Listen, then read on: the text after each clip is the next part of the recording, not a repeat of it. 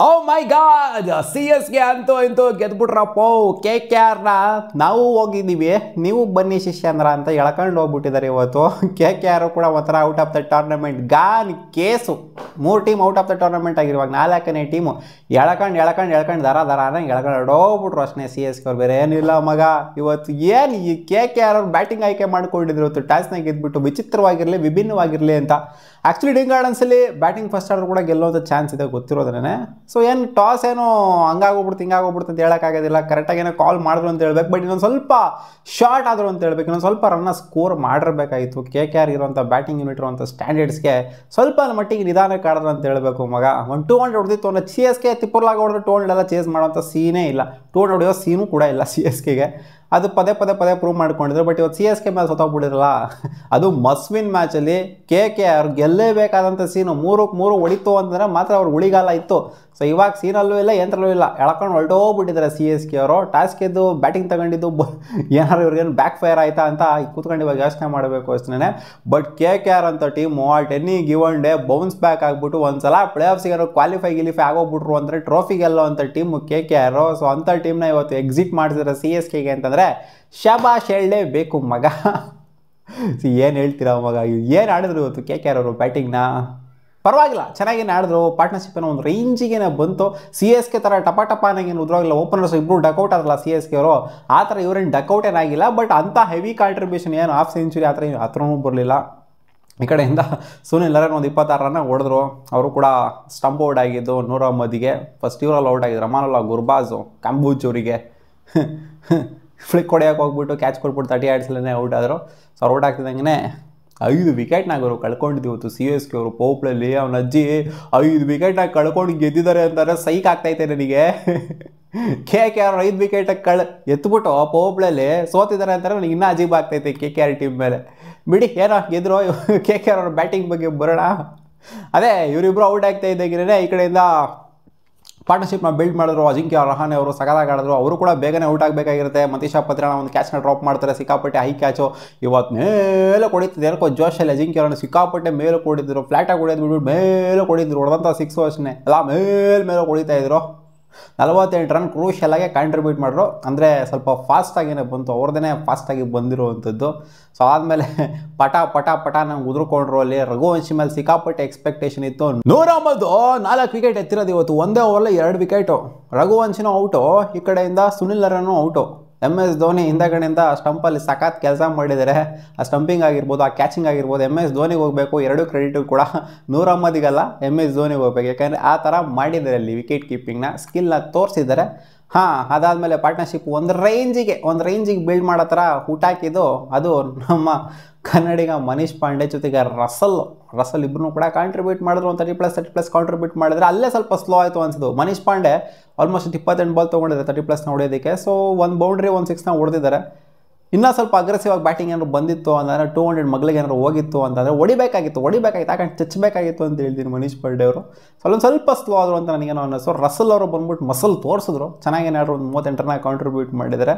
So ರಸಲ್ದೇನೋ ಅಂತ heavy slow ಆಯಿತು ಅಂತ ಹೇಳೋಕ್ಕಾಗಲ್ಲ. ಬಟ್ ಮನೀಶ್ ಪಾಂಡೆ ಒಂದು ರೇಂಜಿಗೆ ಸ್ಲೋ ಆಯಿತು ಅಂತಲೇ ಲೆಕ್ಕ. ಆಮೇಲೆ ರಿಂಕು ಸಿಂಗ್ ಬಂದ್ಬಿಟ್ಟು ಒಂದು 9 ರನ್ನ ಕಾಂಟ್ರಿಬ್ಯೂಟ್ ಮಾಡಿದ್ರು. ಒಟ್ಟಿನಲ್ಲಿ ನೂರ್ ಅಹ್ಮದ್ ಇವತ್ತು ಎಲ್ಲ ಕ್ರೂಷಿಯಲ್ ವಿಕೆಟ್ಸ್ ರಿಂಕು ಸಿಂಗ್ದಾಗಿರ್ಬೋದು, ಜೊತೆಗೆ ರಸಲ್ದಾಗಿರ್ಬೋದು, ಎಲ್ಲ ಮೈನ್ ವಿಕೆಟ್ಸನ್ನೇ ಎತ್ತಿದ್ದಾರೆ. ಸೊ ನೂರ್ ಅಹ್ಮದ್ ಇವತ್ತು ಒಂಥರ ಬೌಲಿಂಗಲ್ಲಿ ರೆಸ್ಟ್ರಿಕ್ಟ್ ಮಾಡಿದ್ದಾರೆ ಅಂತ ಹೇಳಬೇಕು ಕೆ ಕೆ ಆರ್ ಬ್ಯಾಟಿಂಗ್ ಯೂನಿಟ್ನ ಮೈನಾಗಿ. ಸೊ ಇದನ್ನ ಚೇಸ್ ಡೌನ್ ಮಾಡೋದಕ್ಕೆ ಅಂತ ಬಂದಂತಹ ಸಿ ಎಸ್ ಕೆಗೆ ಇನಿಷಿಯಲಿನ ಪಟ ನಂಗೆ ಉದ್ರುಕೊಂಡು ಹೊರಟೋಗ್ಬಿಟ್ರು ಅಲ್ಲಿ ವಿಕೆಟ್ಗಳಲ್ಲಿ. ಮಾತ್ರ ಲಾಸ್ಟ್ ಮ್ಯಾಚ್ ಮಸ್ತಾಗಿ ಆಡಿದ್ರು ಅಲ್ಲಿ RCB ಮೇಲೆ. ಈ ಮ್ಯಾಚ್ ಏನಾದ್ರು ಮಾತ್ರ ಗೀತ್ರ ತಿನ್ನಿಸ್ತಾರ ಕೆ ಕೆ ಆರ್ಗೆ ಅಂತಂದರೆ ಮಾತ್ರನೂ ತಿನ್ನಿಸ್ಲಾ, ಗೀತ್ರನೂ ತಿನ್ನಿಸ್ಲಾ, ನಂಗೆ ಉದ್ರುಕೊಂಡು ಹೋಗ್ಬಿಡೋದ. ಮಾತ್ರ ಅವರು ಬಂದ ತಕ್ಷಣವೇ ಗಾನ್ ಕೇಸು ಈ ಕಡೆಯಿಂದ ಅಲ್ಲಿ ಕವರ್ಸಲ್ಲಿ ಕ್ಯಾಚ್ ಕೊಟ್ಬಿಟ್ಟು ಮಾತ್ರ ಅವ್ರು ಔಟ್ ಆಗ್ತಾ ಇದ್ದಂಗೆ ಈ ಕಡೆಯಿಂದ ಇನ್ನೊಬ್ರು ಡೆವಾನ್ ಕಾನ್ವೆ ಅವರು. ಈ ಕಡೆ ಅವ್ರು ಆ್ಯಕ್ಚುಲಿ ಇವರು ಉರ್ವಿಲ್ ಪಟೇಲ್ ಅವ್ರು ಬಂದ್ಬಿಟ್ಟು ಮಸ್ತಾಗಿ ಆಡೋರು. ಹಾಕೊಂಡು ಮೊಯಿನ್ ಅಲಿಗೆ ಚಚ್ತಾ ಇದ್ರು ಸರಿಯಾಗೆ. ಅದೇ ಅವ್ರಲ್ಲಿ 6 4 ಎಲ್ಲ ಚಚ್ಬಿಟ್ಟು ಆಮೇಲೆ ಸಿಂಗಲ್ ಕೊಟ್ಟರೆ ಈ ಕಡೆಯಿಂದ ಡೆವಾನ್ ಕಾನ್ವೆ ಪಾಪ ಮೊಯಿನ್ ಅಲಿಗೆ ಲಾಸ್ಟ್ ಮ್ಯಾಚ್ ಎಲ್ಲಿ ಬಿಟ್ಟಿದ್ರು, ಈ ಮ್ಯಾಚ್ ಅಲ್ಲಿಂದನೇ ಕಂಟಿನ್ಯೂ ಮಾಡಿಬಿಟ್ಟಿದ್ರು. ಲಾಸ್ಟ್ ಮ್ಯಾಚ್ 5 6 ವಾಂಚಿದ್ರು ರಿಯಾನ್ ಪರಾಗ್ ಅವರು. ಈ ಮ್ಯಾಚನ್ನು ಕೂಡ ಅದೇ ರೇಂಜಿಗೆ ವಾಯಿಸ್ತಿದೆ ಉರ್ವಿಲ್ ಪಟೇಲ್ ಬಂದ್ಬಿಟ್ಟು. ಇವ್ರು ನೋಡ್ರೆ ವಿಕೆಟ್ ಕೊಟ್ಬಿಡೋದ. ಬಾಗರು ವಾಪಸ್ ಗೇಮಿಗೆ ಅಂತ ಮೊಯಿನ್ ಅಲಿಗೆ. ಡೆವಾನ್ ಕಾನ್ವೆ ಫಾರ್ಮಲ್ಲೇ ಕಾಣಿಸ್ತಿಲ್ಲ ಗುರು. ಇವರು ಕೂಡ ಫಾರ್ಮಲ್ಲಿ ಇರಲಿಲ್ಲ ಮೊಯಿನ್ ಅಲಿ, ಅವರು ಕೂಡ ಇವ್ರಿಗಿನ್ನ ಫಾರ್ಮಲ್ಲಿಲ್ಲ ಅಂತ ಅನ್ಕೊಳ್ಳಿ. ಡೆವಾನ್ ಕಾನ್ವೆ ಅವರು ಬಂದ ತಕ್ಷಣ ಬೋಲ್ಡ್ ಆಗದ ಮಗ. ಇಬ್ಬರು ಓಪನರ್ಸು ಸಿ ಎಸ್ ಕೆ ಹಿಸ್ಟ್ರಿ ತೆಗೆದು ನೋಡ್ತು ಅಂದರೆ 2008 2008 ಇಬ್ಬರು ಓಪನರ್ಸು ಡಕೌಟ್ ಆಗಿದ್ದು. ಸೊ ಆಲ್ಮೋಸ್ಟ್ 18 ವರ್ಷ ಆದಮೇಲೆ ಇಬ್ಬರು ಓಪನರ್ಸು ಕೂಡ ಇವಾಗ ಡಕೌಟ್ ಆಗಿದ್ದಾರೆ. ಬಟ್ ಇಬ್ಬರು ಓಪನರ್ಸ್ ಡಕೌಟ್ ಆದರೂ ಕೂಡ ಮ್ಯಾಚ್ನಾಗ ಇದ್ದಿರಲ್ಲ ಸಿ ಎಸ್ ಕೆ ಅವರು. ಮೆಚ್ಕೋಬೇಕು ಮಗ, ಮೆಚ್ಕೋಬೇಕು. ಯಾಕಂದರೆ ಆ ಥರ ಪರ್ಫಾರ್ಮ್ ಮಾಡಿದ್ರೆ ಗುರು. ಪೋಪ್ಲೆಲ್ 5 ವಿಕೆಟ್ ಡಮಾರು ಲಿಟ್ಲಿ.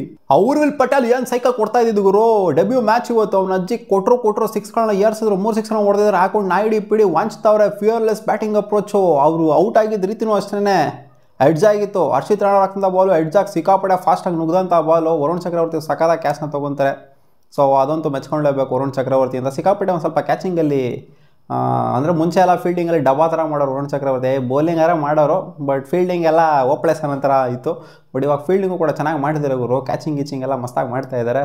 ಸೊ ಅದು ವರುಣ್ ಚಕ್ರವರ್ತಿಗೆ ಹೋಗಬೇಕು. ಯಾಕಂದರೆ ಅಷ್ಟು ಫಾಸ್ಟಾಗಿ ಬಂದಂಥ ಬಾಲ್ನ ಪಡಾರ್ ಅನ್ನಂಗೆ ಇತ್ಕೊಂಡಿದ್ರಲ್ಲ ಕ್ಯಾಚ್ನ.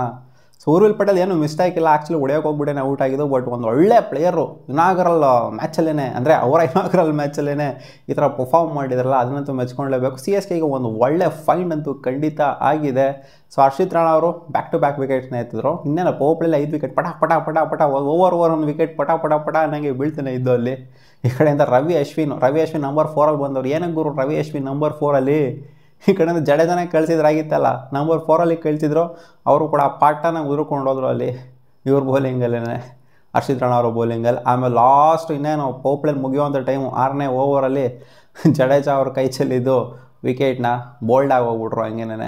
ಅದು ವರುಣ್ ಚಕ್ರವರ್ತಿಗೆ ಆಗಿತ್ತು. ಸೊ ವರುಣ್ ಚಕ್ರವರ್ತಿ ಆ್ಯಕ್ಚುಲಿ ಪುಲ್ ಬ್ಯಾಕ್ ಮಾಡಿದ್ರು ಗೇಮ್ನ ಒಂದು ರೇಂಜಿಗೆ. 5 ವಿಕೆಟ್ ಪೋಪ್ಲೆಲ್ ಆಲ್ಮೋಸ್ಟ್ ರನ್ಸ್ ಬಂದಿಲ್ಲ ಅಂತಲ್ಲ. ಪೋಪ್ಲೆಲ್ ಆಲ್ಮೋಸ್ಟ್ ಕ್ಲೋಸ್ ಟು 60 ರನ್ಸ್ ಹೊಡೆದಿದ್ರು. ಬಟ್ ವಿಕೆಟ್ಸ್ಗಳನ್ನ ಕಳ್ಕೊಂಡಿದ್ರು. ಆ 60 ರನ್ಸ್ ಏನಕ್ಕೆ ಬಂತು ಅಂದರೆ ಊರ್ವಿಲ್ ಪಟೇಲ್ ಅವರು ಮಸ್ತಾಗಿ ಆಡೋಲ್ಲ, 30 ರನ್ ಕಾಂಟ್ರಿಬ್ಯೂಟ್ ಮಾಡಲ್ಲ, ಅದರಿಂದನೇ ಪುಷ್ ಆಗಿದ್ದಿಲ್ಲ. ಅಂದರೆ 5 ವಿಕೆಟು ಕಳ್ಕೊಂಡಿದ್ದಾರೆ ಅಂತಂದರೆ ಅಲ್ಲೂ ಮಸ್ತಾಗಿ ಆಡಿಲ್ಲ ಅಂದರೆ ಒಳಗಡೆ ಇನ್ನೂ ರೆಸ್ಟ್ರಿಕ್ಟ್ ಆಗೋಗ್ಬಿಟ್ಟರು. 30 ರನ್ಗೆ 5 ವಿಕೆಟು ಅಂದರೆ ಸಿ ಎಸ್ ಕೆ ಅಲ್ಲೇ ಗಾನ್ ಕೇಸ್ ಆಗೋಗ್ಬಿಟ್ರು. ಬಟ್ ರನ್ಸ್ ಅಂತೂ ಪೋಪ್ಲೆಲ್ ಸ್ಕೋರ್ ಮಾಡಿದ್ರು. ಅಲ್ಲಿಂದ ಒಂದು ನೋಡಿ ಎಲ್ಲಿದ್ರು ಡೆವಾಲ್ಡ್ ಬ್ರೇವಿಸು ಇಟ್ಟರು ಗುನ್ನಾನ ಅವನ ಅಜ್ಜಿ ಸೈಕ್ ಆಗೋಗ್ಬಿಟ್ರು ಹಂಗೇನೆ. ವೈಭವ್ ವರೋರ 30 ರನ್ನು ಒಂಥರ ವೀಕ್ ಲಿಂಕ್ ಆಗೋಗ್ಬಿಟ್ಟಿದ್ದಾರೆ ಇವಾಗ KKRಗೆ. ವೈಭವ್ ವರೋರ ಯಾವ ಬೌಲರ್ಗೆ ಟಾರ್ಗೆಟ್ ಮಾಡೋಣ ಅಂತ ಹುಡುಕ್ತಾವ್ರೆ ಅಂದರೆ ಬೌಲರ್ಸ್ಗಳು ಬ್ಯಾಟರ್ಸ್ಗಳು, ಅದು ವೈಭವ್ ವರೋರ ತೋರಿಸ್ತಾರೆ. ವೈಭವ್ ವರೋರ ಬಂದಾಗ ನಾಯಿ ಹೊಡೆದಂಗೆ ಬಿಡಬೇಕು ವೈಭವ್ ವರೋರಿಗೆ ಅಂತ. ಯಾಕಂದರೆ ರೀಸೆಂಟಾಗಿ 6 ಇಂಚಿಗೆ ಹೊಡ್ಸ್ಕೊಂತ ಇದ್ದಾರೆ ವೈಭವ್ ವರೋರ.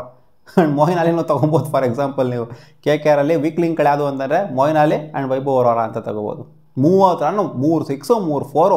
ಡೆವಾಲ್ಡ್ ಬ್ರೇವಿಸ್ ಹಾಕೊಂಡು ಕೊಡ್ತಾ ಇದ್ದಂಗೆ ಕೂಳೆನ ಹಂಗೇನೆ ವಾಪಸ್ ಗೇಮಿಗೆ ಬಂದ್ಬಿಟ್ರು. ಗೇಮಲ್ಲೇ ಇರಲಿಲ್ಲ ಅಲ್ಲಿ 5 ವಿಕೆಟ್ನಾಗ ಕಳ್ಕೊಂಡಿದ್ದಂಥ ಸಿ ಎಸ್ ಕೆ ಗೇಮಿಗೆ ವಾಪಸ್ ತರಿಸಿದ್ರೆ ಅಲ್ಲಿ ಡೆವಾಲ್ಡ್ ಬ್ರೇವಿಸ್ 22 ಬಾಲ್ಗೇನೋ ಬಂತು ಇವ್ರದ್ದು 50. ಆಮೇಲೆ ವರುಣ್ ಚಕ್ರವರ್ತಿ ಅವರೇ ಇವರು ವಿಕೆಟ್ನ ಎತ್ತುತ್ತಾರೆ. ಲಾಂಗ್ ಆನಲ್ಲಿ ಕ್ಯಾಚ್ ಕೊಟ್ಬಿಟ್ಟು ಬ್ರೇವಿಸ್ ಔಟ್ ಆಗ್ತಾ ಇದ್ದಂಗೆ ಈ ಕಡೆಯಿಂದ ದೂಬೆ ಜೊತೆಗೆ MS ಧೋನಿ ಇವ್ರು ಪಾರ್ಟ್ನರ್ಶಿಪ್ನ ಬಿಲ್ಡ್ ಮಾಡಿದ್ದು. ನಿಧಾನಕ್ಕೆ ಆಡೋದು ದೂಬೆ ಅವರು. ಏನು ಅಗ್ರೆಸಿವ್ ಆಗಿ ಅಂತ ಹೆವಿ ಅಗ್ರೆಸಿವ್ ಆಗಿ ಕಾಣಿಸ್ಕೊಂತಿಲ್ಲ. ಆಲ್ಮೋಸ್ಟ್ 40+ ಬಾಲ್ಗೆ 40 ಬಂದಿದೆ ಅವರಿಗೆ, 40+ ರನ್ಸ್ ಬಂದಿದೆ. ಆ್ಯಂಡ್ MS ಧೋನಿ ಅವರು ಕೂಡ ಸ್ಲೋ ಆಗೇ ಆಡಿದ್ದಾರೆ. ಅಷ್ಟೇ ಸಾಕಾಗಿತ್ತು ಗೆಲ್ಲೋದಕ್ಕೆ ಅಲ್ಲಿ. ಶಿವಮ್ ದೂಬೆ ಅವ್ರ ವಿಕೆಟ್ನ ಬೇರೆ ಎತ್ತಿತಾರೆ ಲಾಸ್ಟ್ ಸೆಕೆಂಡ್ ಓವರಲ್ಲಿ ವೈಭವ್ ವರೋರ ಅವರು. ಸೊ ಆ್ಯಕ್ಚುಲಿ ಆ ಓವರಲ್ಲಿ 2 ವಿಕೆಟ್ ಬೀಳುತ್ತೆ. ಶಿವಮ್ ದೂಬೆ ಅವ್ರದ್ದೊಂದು, ನೂರ್ ಅಹಮದ್ ಅವ್ರದ್ದೊಂದು. ಸೊ ಲಾಸ್ಟ್ 2 ಓವರ್ಲೆ 18 ರನ್ ಬೇಕಾಗಿರುತ್ತೆ. ಇವರು 10 ರನ್ನ ಕೊಡ್ತಾರೆ ವೈಭವ್ ವರೋರ ಅವರು ಲಾಸ್ಟ್ 2ನೇ ಓವರಲ್ಲಿ, 19ನೇ ಓವರಲ್ಲಿ. ಇನ್ನು ಲಾಸ್ಟ್ ಓವರ್ ಡಿಫೆಂಡ್ ಮಾಡ್ಕೊಬೇಕಾಗಿರುತ್ತೆ. ಧೋನಿ ಅವರು ಇರ್ತಾರೆ, ಜೊತೆಗೆ ಈ ಕಡೆಯಿಂದ ಕ್ಯಾಂಪೋಶ್ ಅವರು ಇರ್ತಾರೆ. ಸೊ ಧೋನಿ ಅವರು ಇನ್ನೇನು ಆರಾಮಾಗಿ ಹೊಡಿತಾರೆ ಅಂತ ಎಕ್ಸ್ಪೆಕ್ಟೇಷನ್ ಇತ್ತು. ಸೊ ಅದೇ ರೀತಿ ಹೊಡೆದ್ರು ಅಷ್ಟೇ. 8 ರನ್ ಬೇಕಾಗಿತ್ತು. ಒಂದು 6 ಹೋಗ್ತಾ ಇದ್ದಂಗೆ ಮ್ಯಾಟ್ರ್ ಡೀಲ್ ಆಗೋಗ್ಬಿಡ್ತು. ಆ ಸ್ಟ್ರೈಕ್ ಕೊಡ್ತಾ ಇರಲಿಲ್ಲ MS ಧೋನಿ ಅವರು ಕ್ಯಾಂಪೋಜಿಗೆ. ಅವ್ರು ಹೊಡಿಯೋಕ್ಕಾಗತ್ತೆ ಆಗೋದಿಲ್ವ ಅನ್ನೋ ಡೌಟಲ್ಲೇ ಇದ್ರು. ಒಂದು ಬಾಲು ಹೊಡೆದ್ರು, ಲಾಂಗ್ ಆಫ್ ಹೋಯ್ತು, ಕೊಡಿಲ್ಲ ಸ್ಟ್ರೈಕು. ನೆಕ್ಸ್ಟ್ ಬಾಲ್ ಸ್ಟ್ರೈಕ್ನ ಕೊಟ್ಟರು. ಗುರು ನೀನು ಟಚ್ ಮಾಡಿ ಗುರು ಓಡ್ಬಂದ್ಬಿಡ್ತೀನಿ ಅಂತ ಹೇಳ್ತಾಯಿದ್ರು. ಬಟ್ ಅವ್ರು ನೋಡ್ರೆ 4 ಹೊಡೆದು ಬಿಸಾಕಿದ್ರು ಕ್ಯಾಂಪೋಜಿ ಅವರು. ಸೊ ಇಷ್ಟೇ ಆಗಿದ್ದು ಮ್ಯಾಚಲ್ಲಿ, ಬೇರೆ ಏನೂ ಇಲ್ಲ. ಅದೇ ಒಂದು ಸ್ವಲ್ಪ ಶಾರ್ಟ್ ಇದ್ರು ಅಂತ ಅನ್ನಿಸ್ತು. ಒಂದು 20 ರನ್ ಶಾರ್ಟ್ ಇದ್ರು ಅಂತ. ಯಾಕಂದರೆ ಸ್ವಲ್ಪ ಸ್ಲೋ ಆಯಿತು KKR ಬ್ಯಾಟಿಂಗ್ ಆಡಬೇಕಾದ್ರೆ. ಬಟ್ 5 ವಿಕೆಟ್ನ ಅವ್ರು ಪೋಪ್ಲೆಲ್ ಕಳ್ಕೊಂಡು ಕೂಡ ಗೆದ್ದಿದ್ದಾರೆ ಅಂತಂದರೆ ಸಿ ಎಸ್ ಕೆ ಬ್ಯಾಟಿಂಗ್ನ ಮೆಚ್ಕೋಬೇಕು, ಸಿ ಎಸ್ ಕೆ ಚೇಸಿಂಗ್ನ ಮೆಚ್ಕೋಬೇಕು. ಡೆವಾಲ್ಡ್ ಬ್ರೇವಿಸು ಬ್ರೇವರಿ ತೋರಿಸ್ಬಿಟ್ಟು ಇವತ್ತು ಮ್ಯಾಚ್ನ ಗೆಲ್ತಿದ್ದಾರೆ ಅಂತ ಹೇಳ್ಬೇಕು ಮಗ. ದೂಬೆ ಆಡಿರ್ಬೋದು, ನಿಧಾನಕ್ಕೆ ಆಡಿದ್ದಾರೆ, ಅವ್ರದ್ದು ಕೂಡ ಕಾಂಟ್ರಿಬ್ಯೂಷನ್ನೇ. ಬಟ್ ಬ್ರೇವಿಸೇ ಮೇಯ್ನಾಗಿ ಮ್ಯಾಚ್ನ ಭಯಾಗಿ ಎಲ್ಲ ಒಂಥರ ಪ್ರೆಷರ್ನ ಈಸೌಟ್ ಮಾಡಿದ್ದು ಅಲ್ಲಿ ಡೆವಾಲ್ಡ್ ಬ್ರೇವಿಸೇ. ಅಲ್ಲಿ ಅಗ್ರೆಸಿವ್ ಆಗಿ ಆಡಿರಲಿಲ್ಲ ಅಂತಂದಿದ್ರೆ ಸಿ ಎಸ್ ಕೆ ಅವ್ರು ನಮ್ಮ ಪ್ರಾಣಿಗಳು ಗೆಲ್ತಿರಲಿಲ್ಲ ಇವತ್ತು. ಮತ್ತೆ ಸಿಗೋಣ ಮುಂದಿನ ವಿಡಿಯೋದಲ್ಲಿ ಗಾಯ್ಸ್. ನಿಮ್ಗೆ ಏನು ಅನ್ನಿಸ್ತು ಇವತ್ತಿನ ಮ್ಯಾಚು? ಕಾಮೆಂಟ್ ಸೆಕ್ಷನ್ ಕಾಮೆಂಟ್ ಮಾಡಿ ತಿಳಿಸಿ.